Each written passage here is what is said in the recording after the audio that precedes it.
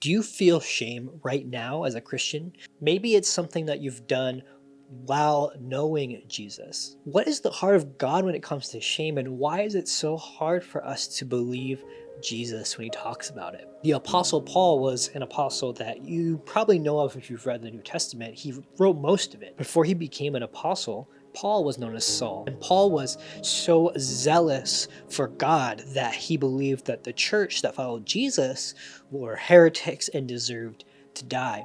When the first martyr died, Paul was there holding everyone's cloaks so they wouldn't get dirty as he watched on with approval at Stephen getting murdered with rocks.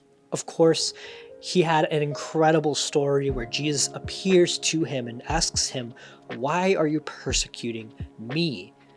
Equating the church with himself changes Saul's or Paul's life forever. He's never the same and begins to take that same passion that he had against the church and begins to apply it towards the church in a good way.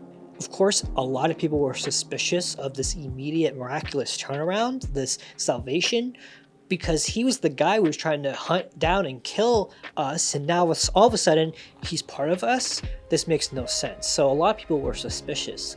And Paul never really forgot what he was before. In 1 Corinthians 15, he wrote, "For I am the least of all the apostles, and do not even deserve to be called an apostle, because I persecuted the church of God."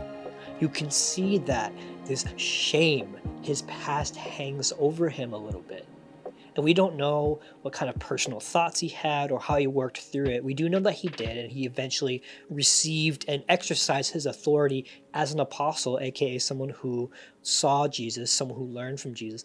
But he never really forgot who he was before. Here's the thing, though, that Paul did know that his entire life had been forgiven, his sins had been wiped clean, and he was a new creation. And you can see that he's still struggling a little bit to kind of let go of that shame. My question to you is twofold. Do you feel like there are things in your past that impede you from fully surrendering to Jesus? Just something that Jesus' blood just doesn't cover? And you might not say that out loud or think it consciously, but we can sometimes believe that by the way we live.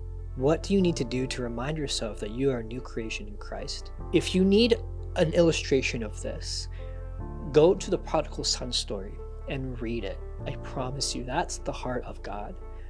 That even though you and I took what we wanted and ran, and God let us have it, he let us have what we wanted, that at the end of the day, we realized that what we wanted wasn't good enough. And really what we want is a connection with God. And so we come back ashamed, alone, afraid, and God runs out with open arms to meet us.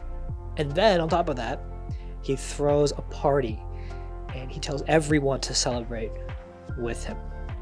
That's the heart of God for you, and that's the heart of God for everyone else. What can you and I do to be ministers in that moment of reconciliation between God and that person who's sitting in their shame?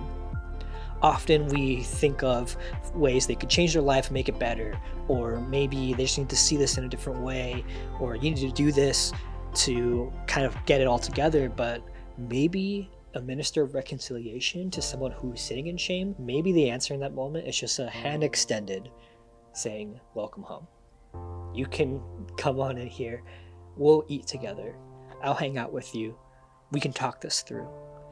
And a ton of patience where there isn't a trajectory that you're trying to push them towards. You'll stand up for what you believe, but really it's surrendered to God. And that's the heart of the online Ohana, is that it's not just an online program and entertainment that you can watch and kind of watch it from afar. Really, we hope that it's a hand out to people and you.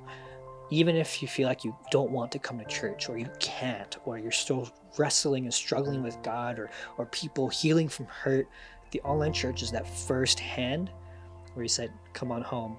You can be here and hang out with us, no judgment." And that's really the heart of the online church. And so I hope this is helpful to you, and I'll see you really soon next week on the weekend or midweek. Aloha.